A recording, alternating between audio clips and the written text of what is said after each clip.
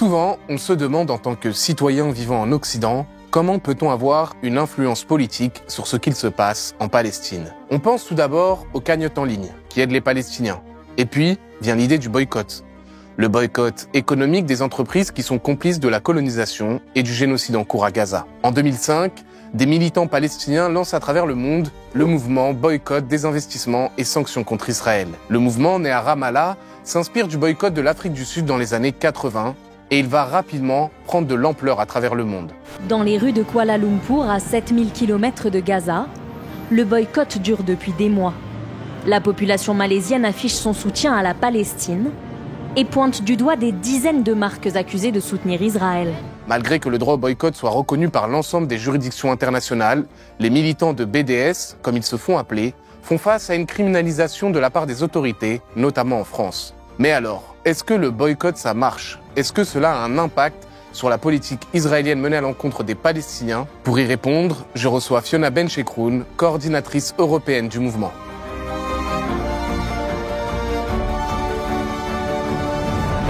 Bonjour Fiona Benchekroun. Bonjour. Comme je l'ai dit, vous êtes coordinatrice européenne pour le mouvement BDS. Alors, est-ce que vous pouvez nous dire déjà qu'est-ce que BDS, comment est né le mouvement, qui est derrière? Oui, le mouvement BDS, donc Boycott, Désinvestissement, Sanctions, est né d'un appel d'une très large coalition de la société civile palestinienne en 2005.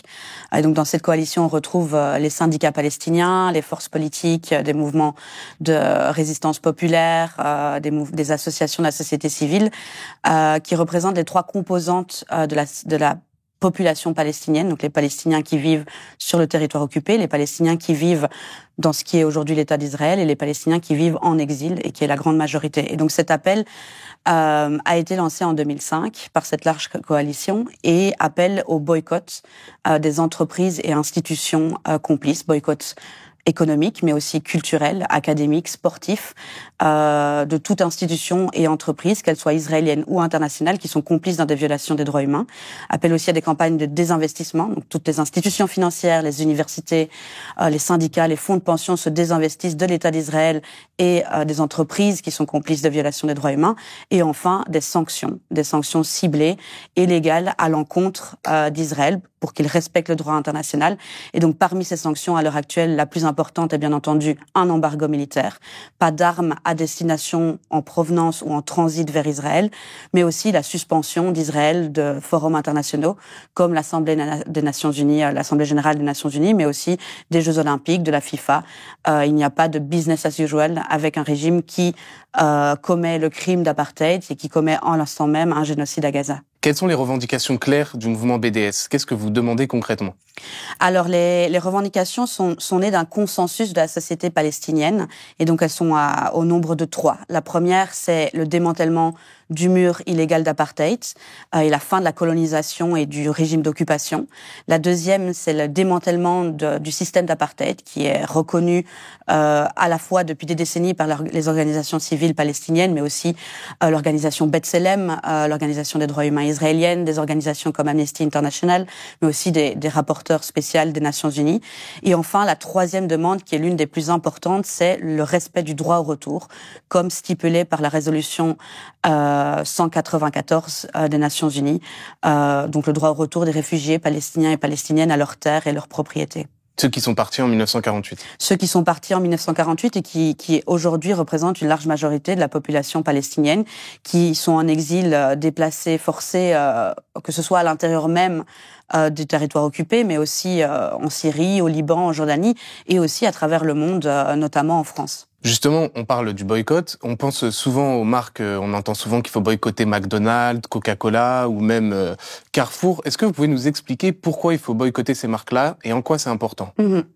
Alors le boycott est un outil de résistance pacifique qui n'a pas été inventé par les Palestiniens. Ça a été utilisé dans la lutte contre l'apartheid en Afrique du Sud, dans la lutte pour les droits civiques aux États-Unis, dans des luttes anticoloniales comme en Inde. Et ça a été utilisé depuis des décennies par les Palestiniens également pendant la première intifada, etc. Et donc l'idée, c'est d'avoir un impact en tant que consommateur et consommatrice sur des entreprises et des institutions qui sont complices de violations. Maintenant, la spécificité stratégique du mouvement BDS, c'est vraiment d'appeler à des boycotts ciblés. parce que ça a prouvé, l'histoire le prouve, les boycotts ciblés ont plus d'impact. C'est l'idée d'avoir une force collective sur un petit nombre d'entreprises et d'institutions pour avoir un maximum d'impact. Comment est-ce qu'on choisit les priorités de boycott, comme McDonald's, comme Coca-Cola, comme Carrefour, AXA, BNP Paribas, etc. C'est vraiment l'idée de respecter 4 critères. Le premier, c'est la complicité, qui doit être directe, et au plus c'est complice, au mieux c'est. La deuxième, c'est l'impact médiatique. On va aller vers des entreprises qui sont connues pour avoir plus d'impact médiatique, faire pression sur la réputation de ces entreprises et institutions. Le troisième, c'est la possibilité de créer des alliances intersectionnelles. On va aller vers des cibles qui ont tendance à aussi faire face à des campagnes par le mouvement de justice climatique, par des mouvements queer, par les syndicats aussi, parce que toute lutte de justice sociale, se complète. Et la quatrième, c'est la chance de succès.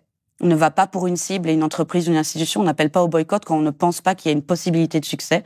C'est quelque chose qui est important pour le mouvement, mais c'est aussi important pour toute autre institution et entreprise. Quand on commence une campagne, on fait une promesse, on a des demandes claires de fin de complicité. Quand ces demandes sont rencontrées par ces entreprises ou institutions, la campagne s'arrête.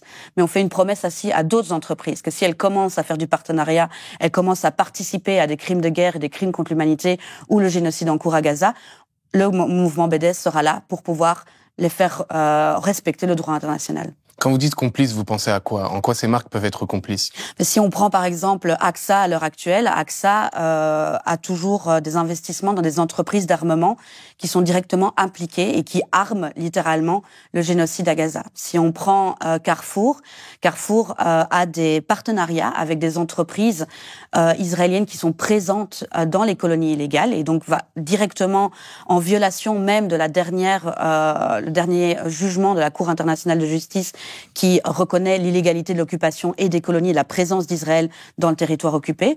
Carrefour a aussi donné des packages gratuits de nourriture aux soldats qui commettent à l'heure actuelle un génocide à Gaza. Et donc Coca-Cola a une entreprise qui fait de l'embouteillement dans une colonie illégale dans le territoire occupé. Il possède aussi des actions dans Tabor Wine, qui est une entreprise de vin dont les vignes sont sur des terres confisquées palestiniennes, qui ont forcé des déplacements, qui sont responsables de crimes de guerre. Et donc pour ces raisons-là, on appelle à des boycotts ou des campagnes de désinvestissement jusqu'à ce que ces entreprises cessent leur complicité avec ces crimes. Alors justement, est-ce que ça marche? Parce qu'on entend souvent le discours quand on parle avec les gens de boycott, oui, mais ça sert à rien vraiment de boycotter, ça va pas avoir d'impact. Est-ce que le boycott marche? Alors le boycott marche. Avant de rentrer dans le pourquoi le boycott marche, je pense que c'est aussi important de détricoter un peu cette propagande internationale, propagande israélienne et un peu capitaliste, de penser que ça ne fonctionne pas. Parce que c'est ça qu'ils veulent nous faire croire aussi, c'est de croire que notre pouvoir populaire ne fonctionne pas. Le pouvoir populaire fonctionne. On voit que McDonald's, qui fait face à une campagne de boycott organique depuis environ 1 an, parce qu'ils ont envoyé de la nourriture gratuite aux soldats israéliens, leurs ventes ont baissé de 8%. Oui, leurs ventes baissent parce qu'effectivement, ils font face à un boycott qui est très massif, pas seulement en Europe, mais aussi dans des pays comme la Malaisie, l'Indonésie, dans le monde arabe. Donc ça fonctionne. On a des entreprises françaises dans le passé, même avant 2023, comme Veolia ou comme Orange, qui ont fait face à d'importantes campagnes de boycott, au point que pour Veolia, c'était très clair. Ils ont perdu un dernier contrat dans un pays du monde arabe de plusieurs milliards de dollars. Et au niveau du conseil d'administration, à un moment donné, ils se sont dit, on cesse les frais, on arrête d'investir en Israël parce que ça nous apporte beaucoup trop de pertes de contrats. Et ça, c'est parce qu'il y a des campagnes. Maintenant, le boycott, il est à la fois consommateur, mais il s'accompagne aussi de campagnes qui vont mettre à mal la réputation des entreprises. Si on prend AXA a fait face à une campagne de boycott et de désinvestissement pendant 8 ans pour son implication dans l'entreprise Elbit Systems, qui est l'une des plus grandes entreprises d'armement israéliennes, et dans des banques israéliennes. Pendant 8 ans, il y a eu des actions aux assemblées générales, des actions en face des locaux d'AXA, il y a eu des appels de boycott, il y a eu du travail avec les partenaires d'AXA dans différents pays, et avec des universités notamment, et ça a mené finalement, en milieu d'année 2024, d'avoir AXA qui se désinvestisse totalement. En temps normal, nous, on aurait fini cette campagne. Maintenant, on est en moment où on a un génocide à l'encontre de 2,3 millions de personnes. Et donc, on a voulu vérifier qu'Aqsa n'était pas complice de ce génocide, et il s'avère que Aqsa l'est. Donc, la campagne de boycott continue sur Aqsa. Donc voilà, le boycott fonctionne en termes d'image. Maintenant, si on prend aussi le boycott académique, le boycott culturel, il y a énormément d'universités qui ont coupé leurs liens avec des universités israéliennes. Ces universités israéliennes sont partie prenante, sont des piliers du système d'oppression coloniale israélien. Et donc, en Norvège, en Espagne, en Belgique, en France récemment aussi, en Grande-Bretagne, aux États-Unis, on a des universités qui ont décidé de mettre fin à ces partenariats parce qu'elles ne veulent pas, au final, être complices d'un système d'oppression contre le peuple indigène palestinien. Le boycott culturel fonctionne énormément. On a des stars hollywoodiennes, des très grandes stars hollywoodiennes ou du monde de la chanson qui prennent aussi position. The Palestinian protest shut down the Oscars tonight. Humanity wins. Earlier this week, UNHCR's High Commissioner called, together with several other humanitarian organisations, for an immediate humanitarian ceasefire and the immediate release of all civilians held hostage. C'est le cas aussi en France, et c'est très important de pouvoir en fait vraiment ne pas considérer Israël comme un État normal. Israël n'est pas un État normal. Depuis des décennies, depuis plus de 76 ans, Israël commet des crimes de guerre, commet le crime contre l'humanité d'apartheid, maintenant commet un génocide en cours depuis plus d'1 an à Gaza. Il n'est pas possible, éthiquement, moralement, légalement, de continuer à investir dans cet État et dans ces entreprises. Alors, vous l'avez dit, depuis 76 ans, ils commettent des crimes de guerre. Le boycott, vous l'avez dit, fonctionne, mais on n'a pas l'impression que ça arrête quand même Israël. Alors, je pense que, clairement, sur le terrain, les vidéos, les témoignages qui nous proviennent de Gaza sont horribles. Enfin, c'est le premier génocide live stream de l'histoire. Et je pense que toute personne qui va regarder les images se rend compte de la destruction totale du système de santé, du système d'éducation, etc. La violence coloniale augmente à travers toute la Palestine historique. On a maintenant la guerre au Liban. Donc oui, on a l'impression que ça ne fonctionne pas. Maintenant, si on prend un espèce de pas en arrière, on se rend aussi compte que Israël n'a jamais été aussi isolé sur la scène internationale. Quand on voit les votes au niveau de l'Assemblée générale des Nations Unies, on se rend compte qu'Israël a très peu de soutien au final au niveau du droit. Oui, c'est toujours le veto des États-Unis qui les sauve. C'est toujours le veto qui les sauve. Et donc, clairement, il y a une discussion aussi, il y a un enjeu de la crédibilité au final des Nations Unies, de la crédibilité du droit international.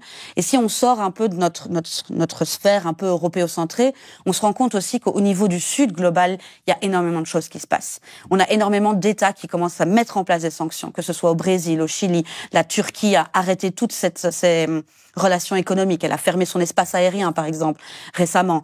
On a l'Indonésie ou la Malaisie qui a fermé ses ports à l'entreprise Zim qui transporte de l'armement. Donc on a de plus en plus de choses qui se mettent en place.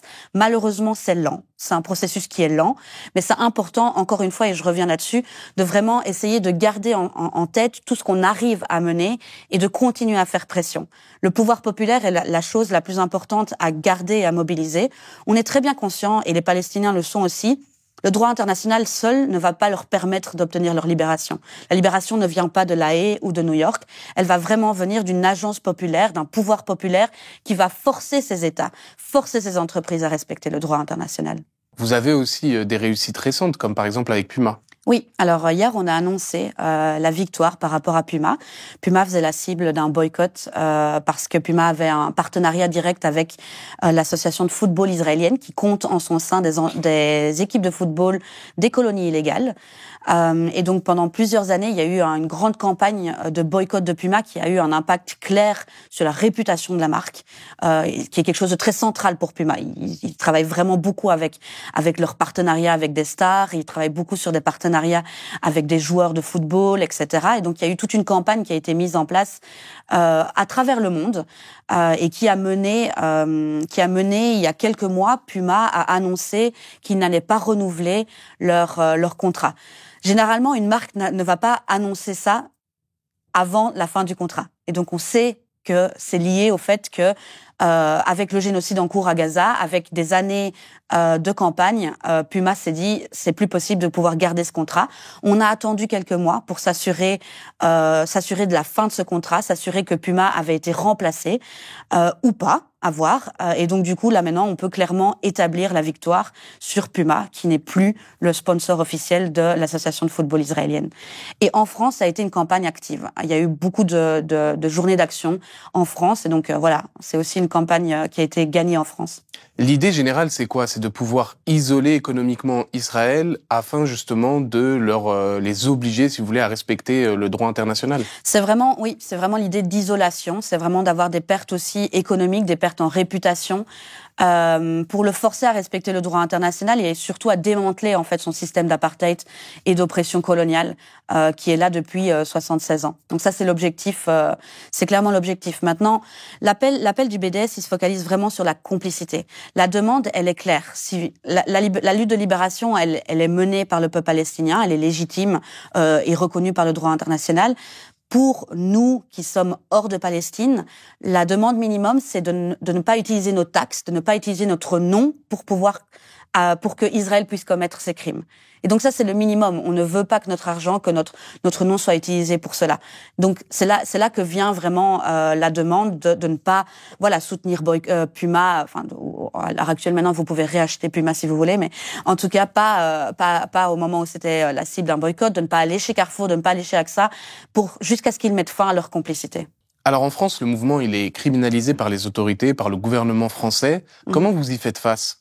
Clairement, dans le monde occidental et en Europe et en France, on a une criminalisation du mouvement. Maintenant, c'est juste pour mettre les choses très bien à plat et très clair, le droit au boycott est reconnu. C'est de la liberté d'expression. Ça a été reconnu par la Cour européenne des droits humains, ça a été reconnu par la Cour de cassation française, en cour d'appel aussi. Donc le droit au boycott est là. Donc la criminalisation du mouvement, elle est littéralement politique et elle est menée aussi par des lobbies israéliens qui vont aller faire pression pour criminaliser le mouvement. Maintenant, ce mouvement, il continue à travailler. Quand il y a des attaques et des criminalisations des activistes du mouvement BDS, on a des centres légaux qui nous aident, qui vont soutenir ces activistes en cours de justice, afin que ces activistes puissent se focaliser sur ce qui est le plus important, c'est-à-dire l'offensive, c'est-à-dire continuer à faire du boycott, continuer à faire du désinvestissement, continuer à faire des sanctions. Et j'aimerais juste rajouter aussi la décision de la Cour de justice internationale en juillet 2024 pour l'illégalité de l'occupation. Elle met aussi, elle a été suivie par un vote au niveau de l'Assemblée générale qui appelle à des sanctions. Et donc au final, c'est comme officialiser la légitimité du mouvement BDS qui, depuis une vingtaine d'années, et des Palestiniens depuis des décennies, appellent à des sanctions. Donc la criminalisation est vraiment politique. Elle est menée par une frange du gouvernement et des États qui, au final, réalisent que reconnaître ce que fait Israël à l'encontre du peuple autochtone palestinien, c'est aussi reconnaître leur propre complicité et leur propre colonialisme. Le colonialisme n'est pas une partie historique. Le colonialisme est encore bien présent dans les politiques des États et de l'État français, dans les politiques économiques des entreprises françaises. Et donc il y a un besoin. Je pense que la Palestine n'est pas juste une question palestinienne. Elle met aussi en lumière énormément de manquements de transparence, de manquements démocratiques.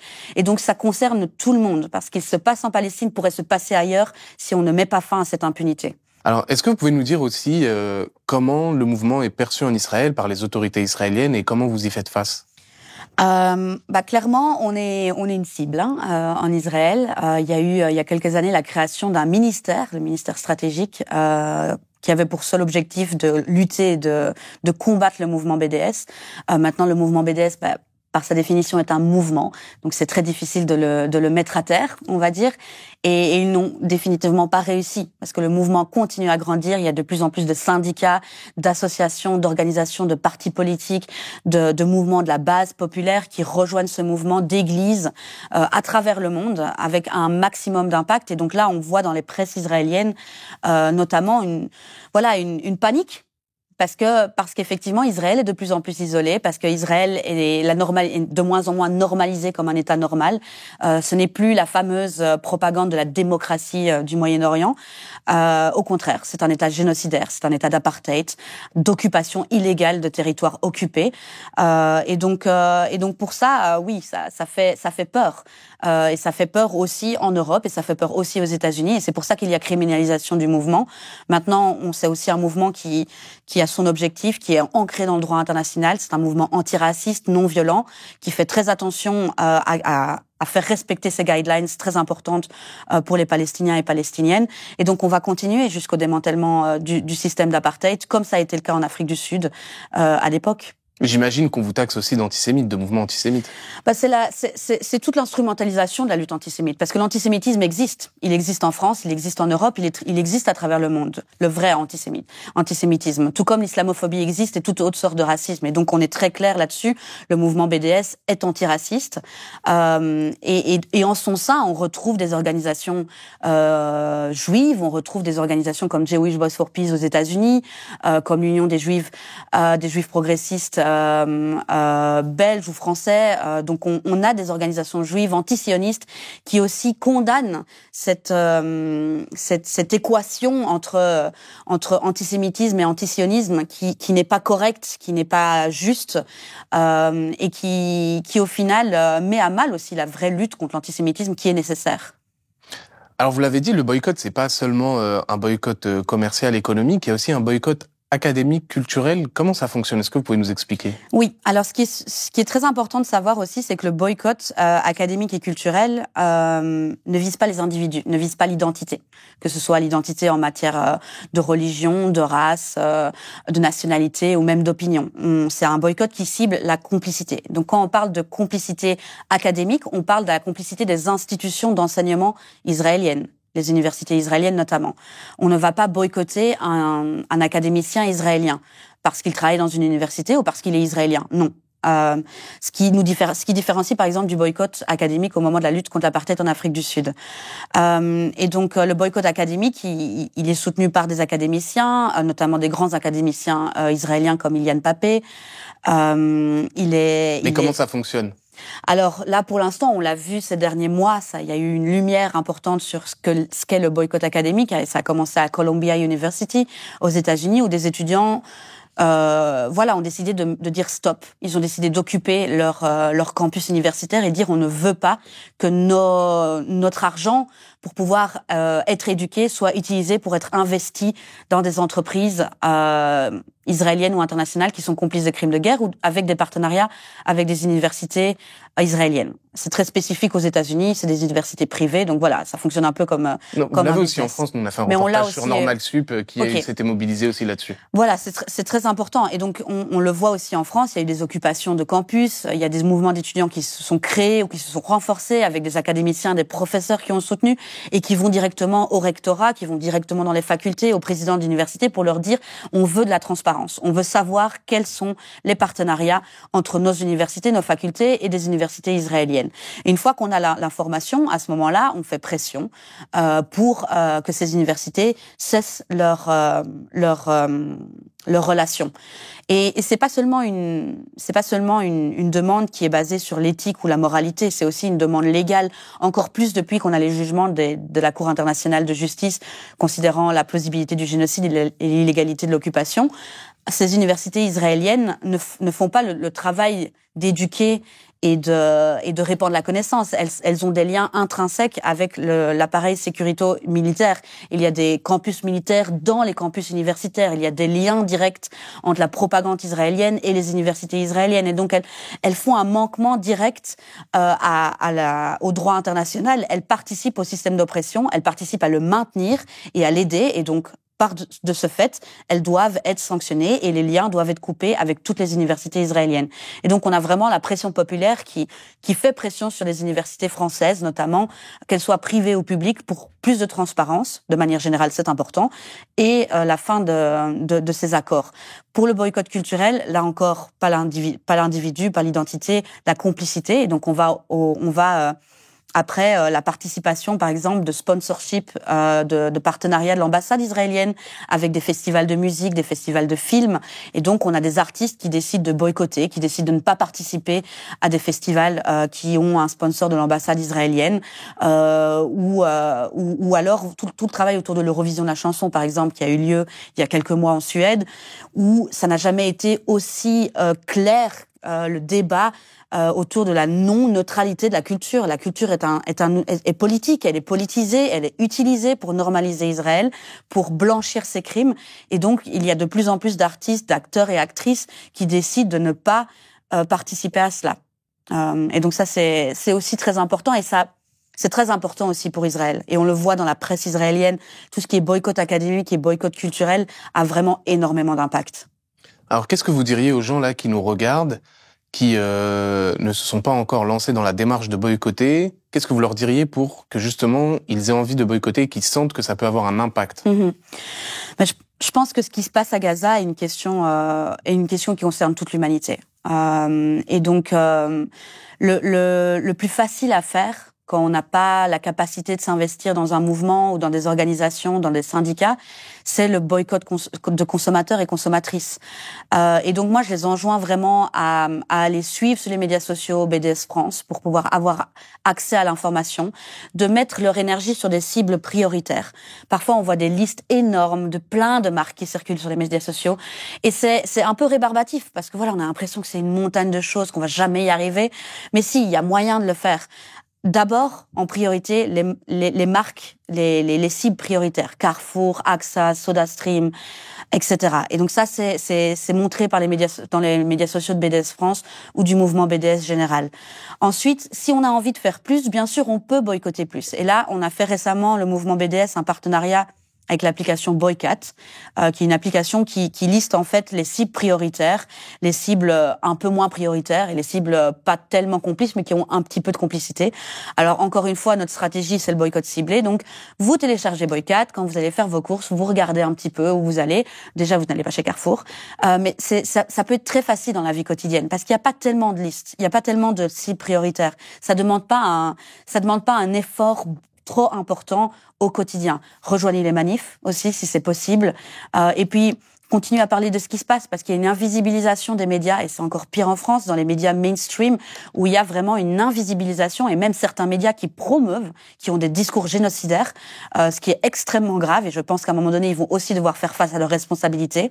Et donc, c'est important de continuer à parler de la Palestine, de continuer à parler à sa famille, à ses collègues, du boycott, de l'importance de faire en sorte d'avoir des espaces qui sont libres d'apartheid, libres de génocide, libres de crimes de guerre, parce que c'est aussi ça qu'on veut éduquer, qu'on veut passer pour nos enfants aussi dans la société de demain. Et donc, c'est un enjeu crucial aujourd'hui. Et ça marche. Et ça marche. Ok. Merci beaucoup, Fiona Benchekroun. Et puis, on va suivre activement les campagnes de BDS. Super. Merci beaucoup de m'avoir invité.